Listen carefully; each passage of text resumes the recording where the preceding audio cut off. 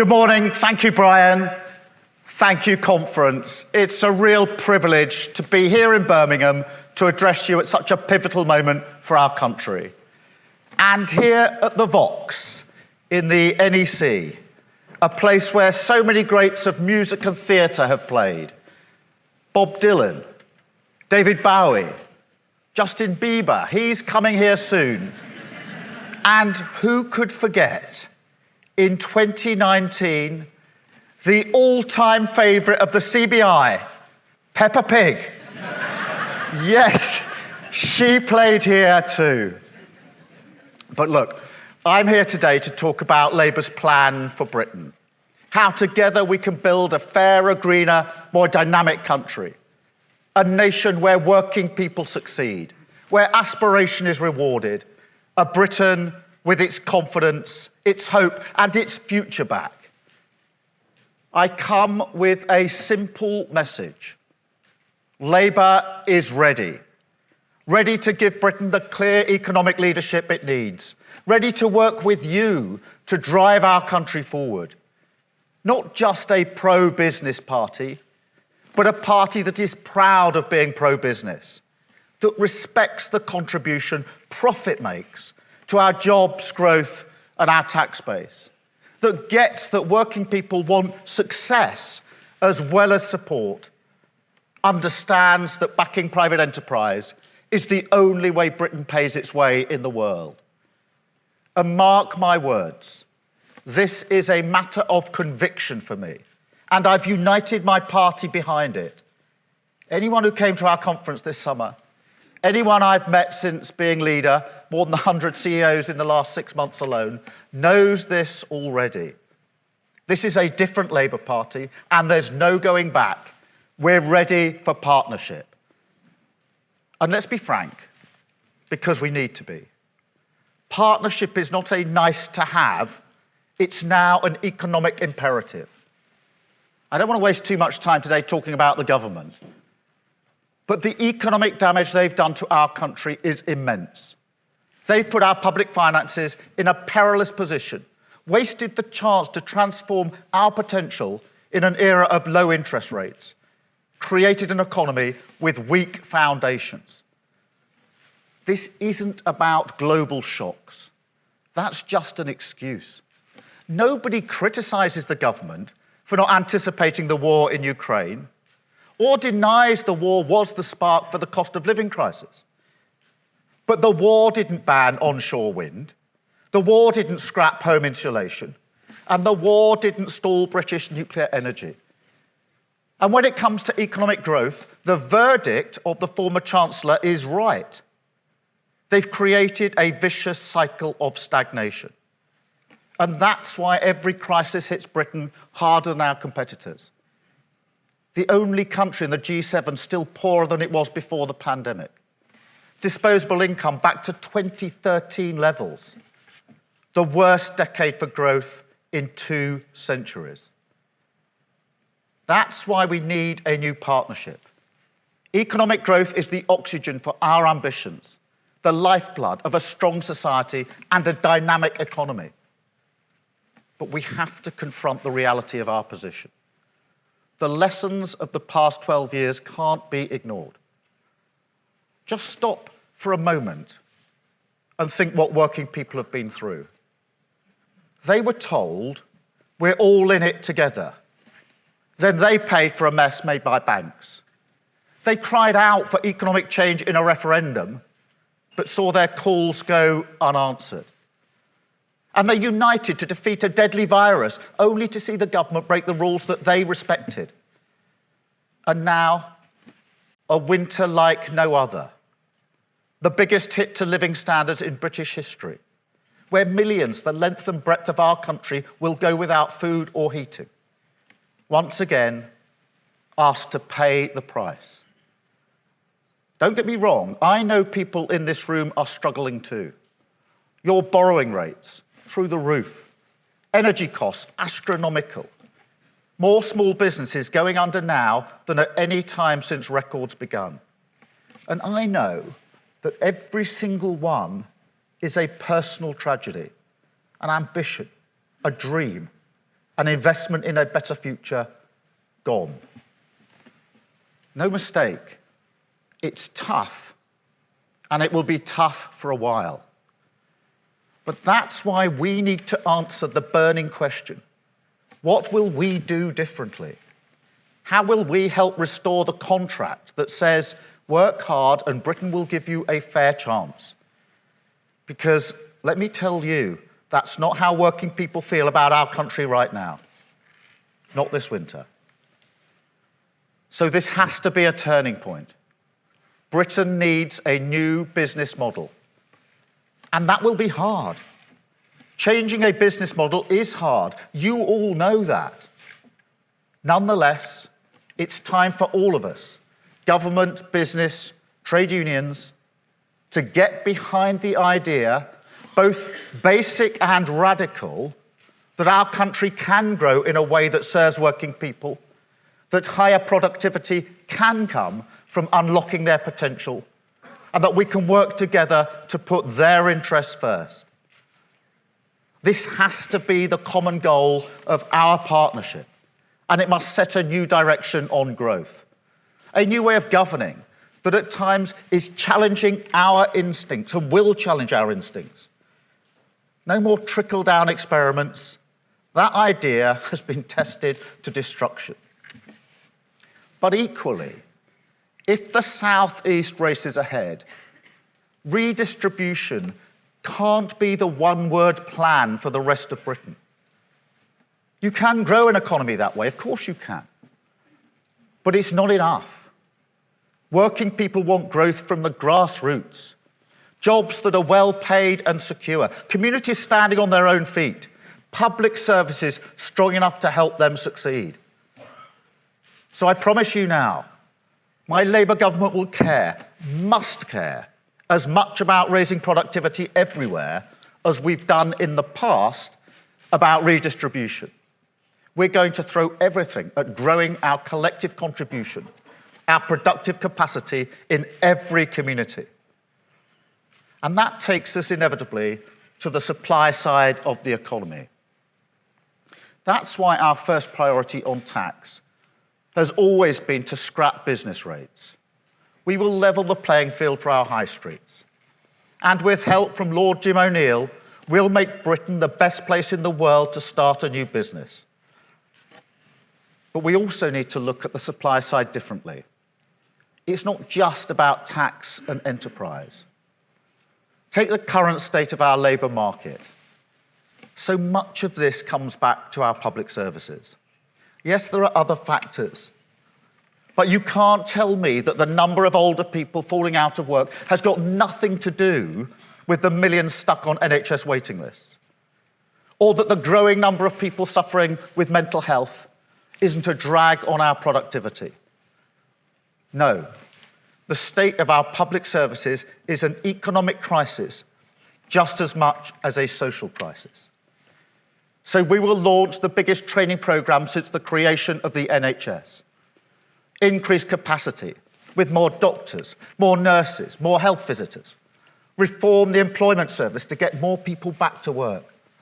Give everyone who needs it access to mental health treatment within 4 weeks. And build a modern childcare system that supports parents, especially women, to flourish. This is what the US Treasury Secretary, Janet Yellen, calls modern supply-side economics. And that's the philosophy that will drive us to do the hard yards on growth. But we'll also need to be pragmatic on the basic lack of people. We won't ignore the need for workers to come to this country. We can't have a situation, as we did with HGV drivers, where temporary shortages threaten to cripple entire sectors of our economy. That would be anti-growth, and it would be anti-business. But I want to be clear here. With my Labour government, any movement in our points-based migration system, whether via the skilled worker route or the shortage occupations list, will come alongside new conditions for business. We will expect you to bring forward a clear plan to boost skills and more training, for better pay and condition, for investment in new technology. Now, we can talk about how this is done. Dialogue is at the heart of partnership. But negotiation with trade unions will be part of it. I said at the TUC conference, my Labour Party is unashamedly pro-business. And I say here today that trade unions must be a crucial part of our partnership. But our common goal must be to help the British economy off its immigration dependency, to start investing more in training workers who are already here. Migration is part of our national story, always has been, always will be. And the Labour Party will never diminish the contribution it makes to our economy, to public services, to your businesses and our communities. But let me tell you, the days when low pay and cheap labour are part of the British way on growth must end. This isn't about Brexit. All around the world, business is waking up to the fact we live in a new era for labour. And while they're adapting, our low growth model is holding us back. It's why we've set out a new deal for working people that will deliver higher pay, stronger rights and better work. Not just for social justice, but also for the new reality on growth. Let me give you an example. Technology. Britain has fewer industrial robots than almost every comparable country. We're behind Germany, France, Spain, Slovenia, Slovakia, Belgium. It's a long list. And in terms of competition over the long run, one that borders on disaster. Now, I know most businesses get this. I've seen for myself how you invest in your people and their productivity. At Vaillant in Derbyshire, I met the apprentices using their skills in conjunction with the new technologies of heat pumps.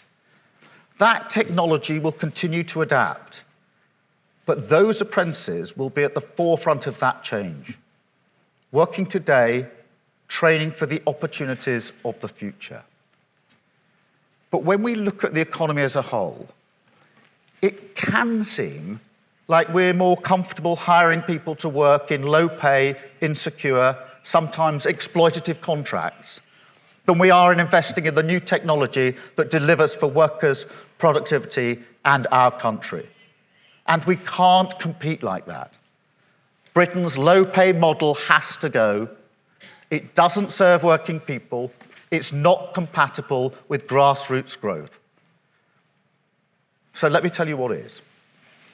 The three big priorities for my Labour government, the principles our partnership must deliver to drive Britain forward. They are: 1, economic stability; 2, higher skills; 3, green growth. Let me take them one by one, starting with economic stability. Because, as you know, stability is the bedrock. Everything else depends on it. If we've learned nothing else these past 12 years, it's that chaos has a cost. That's why every policy under my Labour Party announced will always be fully costed. We're determined to reduce debt as a share of our economy. Sound money in our public finances must come first. And we accept what this means. Accept that we won't be able to do things, good Labour things, as quickly as we would like. The lesson of the last few months is stark. Lose control of the economy, and it's businesses and working people who pick up the bill. And I won't let that happen again. But real economic stability has to be about more than public finances. It has to be about providing the right conditions to plan and invest, to think about long-term strategy, not just short-term fixes, to create confidence through certainty. That's the argument for partnership. It's why we're so committed to a modern industrial strategy. It's not about the size of the state. It's about what the state does, how it supports businesses to innovate and grow, brings in the creative brilliance of our scientists and universities, applies them to creating the industries of the future, and uses whatever tool the job requires. Procurement, R&D investment, patient finance, a strategic plan for infrastructure and supply chains, led by an institution, a new industrial strategy council that sits outside the political cycle. Now, I know this isn't the sort of stuff that sets Westminster pulses racing, not a bit of it. But I can tell you this, in every one of our competitors, it's the bread and butter of responsible economic management. Now, yesterday, I went on the Gov UK website in search of the government's industrial strategy. This is what I found. It says, reading from it, the aim of the industrial strategy was to boost productivity by backing businesses to create good jobs. Was. And scratched across the top is one word, I kid you not, archived. Archived. Doesn't that just tell you everything? The government has archived Britain's growth. That's why situations like British Volt keep happening. Why the CEO of Johnson Matthey says we're falling behind in the race for clean hydrogen. Why electric car manufacturers are leaving Britain in droves. Our aversion to proper long-term industrial strategy is costing us billions already. But even worse, it's costing us the foundations of a more prosperous future. And conference, so will the status quo on skills. Any serious plan for growth must accept the need to transform how our country trains people for work. That's why we're committed to changing the way government supports businesses to get the skills that you need. At this conference last year, I announced that Lord Blunkett would lead our Council of Skills Advisors. And this year, I'm pleased to announce that he's delivered that report and we're going to deliver on skills. The apprenticeship levy is not flexible enough. Now, don't get me wrong. Apprenticeships are a gold standard qualification. Their record in tackling the cultural snobbery associated with vocational learning is second to none. But alongside them, we also need to fund the training that works for you. The need for technology short courses that train coders in weeks, that help younger workers get promoted. The training that supports older workers to flourish, or retrain as something new. And let me tell you from personal experience, there's nothing wrong with changing your career in your mid-50s. But the bottom line is this. You need more control over what training your levy can buy. With Labour, that's exactly what you will get. And we'll devolve the power and money on adult skill budgets as well. Decisions that drive growth in communities should be made by people with skin in the game. I profoundly believe that the people and businesses of Birmingham know what training the economy of Birmingham needs. And the same is true in Wolverhampton and Wrexham, Peterborough and Portsmouth. The next Labour government will spread economic power to the grassroots. And our central industrial mission, clean power by 2030, will help us do it. Climate change is the defining social challenge of our times. There's no question about that. I'm sure it scores highly on the risk register of every company in this room. But if you take only one thing from today, let it be this. I don't see climate change as a risk, I see it as an opportunity. The biggest chance we've had in a generation to make our economy work for working people. That's what our Green Prosperity Plan is all about. A plan to make Britain a green growth superpower. To invest in wind, solar, nuclear, hydrogen, green steel and carbon capture, new opportunities for plumbers, electricians, engineers, software designers, technicians, builders, insulation for 19 million homes, and Great British Energy, a new national champion that will take advantage of the opportunities in clean British power and turn them into good, secure, well-paid British jobs. You can never say it enough. Clean British power is cheaper than imported fossil fuels, 9 times cheaper. If we have more of it, businesses and working people will get cheaper bills. The country enjoys independence from tyrants like Putin.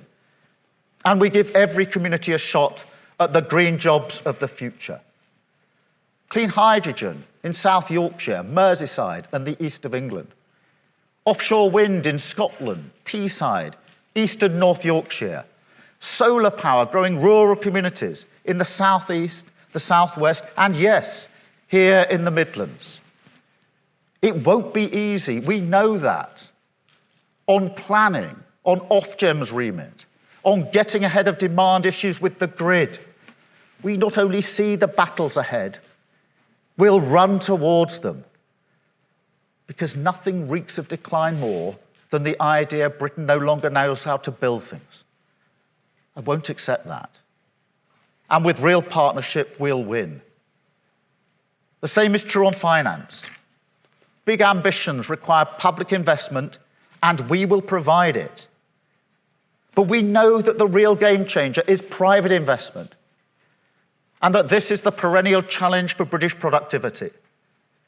That's why we'll also set up a national sovereign wealth fund and use it to manage risk on the critical investments we need to become a green growth superpower, but also to create spillover opportunities for businesses and supply chains right across the country in manufacturing and services.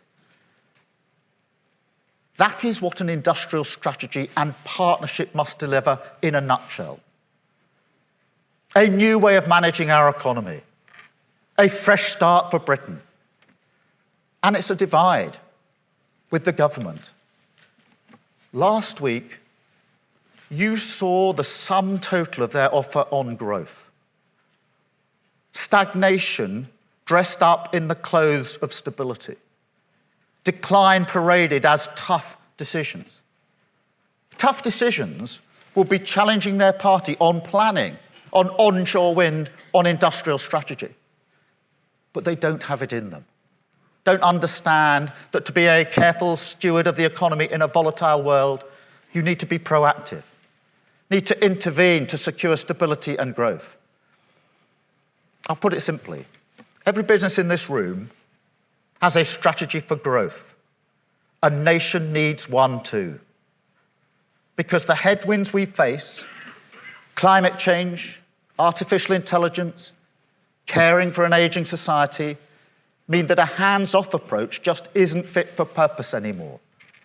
And I'm not going to give up on growth that easily. I believe in our country. I believe in our businesses, and I believe in our people. Britain deserves better. A new partnership for prosperity. The path to a greener, fairer, more dynamic country. To higher wages, higher skills, higher productivity. To leading the world on the greatest challenge facing our planet. To give working people a sense of hope, aspiration, and possibility once again. Thank you, conference. Thank you.